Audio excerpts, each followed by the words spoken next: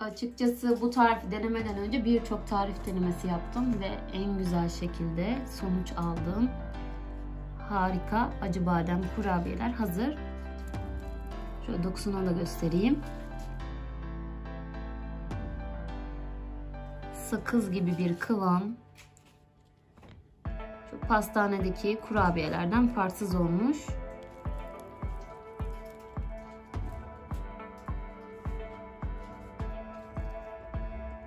Buyurun hemen yapımına başlayalım.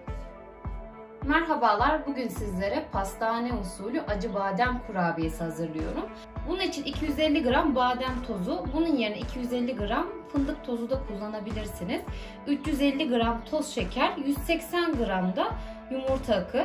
Kurabiyenin daha çatlak bir formda olması için 1 yemek kaşığı nişasta.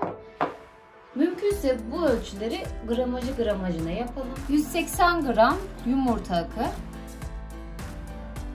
350 gram toz şeker, 250 gram badem unu. Yine bademleri doğrayıcıdan da geçirebilirsiniz.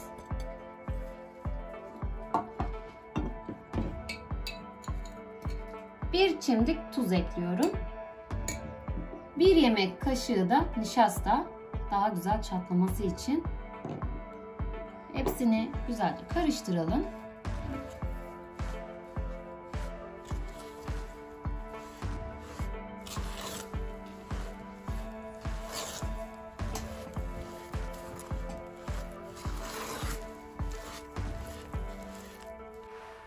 Karışımım hazır. Karışımımızı orta ateşte elimizi yakacak kıvama gelinceye kadar pişirelim. Orta ateşte şöyle kontrollü şekilde pişirdim. Elimi yakmaya başladı ve kıvam gördüğünüz gibi sıvılaştı. Hemen bir başka kaba alıyorum.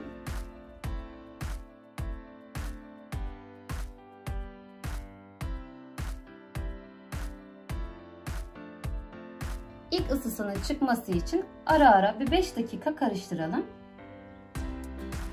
Hazırladığımız karışımı mikser yardımıyla biraz soğutalım. Mikser yardımıyla karışımımı soğuttum. Kıvam bu şekilde olacak. Bu aşamada 3 yemek kaşığı limon suyu ekliyorum. Şöyle bir karıştıralım.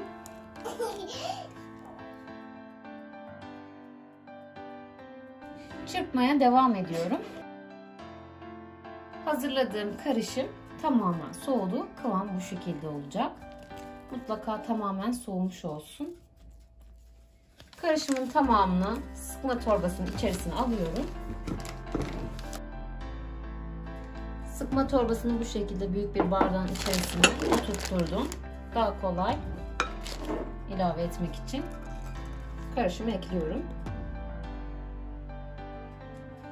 Ucunu ince şekilde kesiyorum.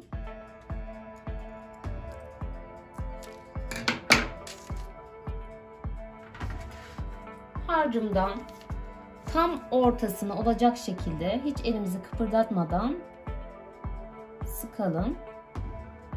Bu aşamada aralıklı şekilde sıkmaya dikkat ediyorum. Hamur yayılacağı için birleşme olmasın. Yine bu aşamada dilediğiniz büyüklükte hazırlayabilirsiniz. Üzerine birer adet badem yerleştiriyorum.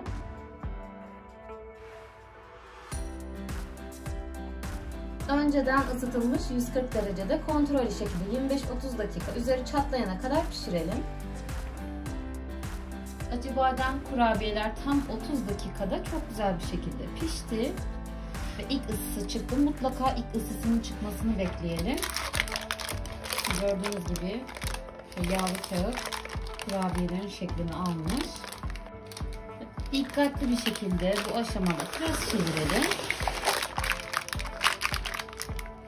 Havlu kağıt ıslattım. Üzerine hafif hafif sürüyorum daha kolay çıkması için.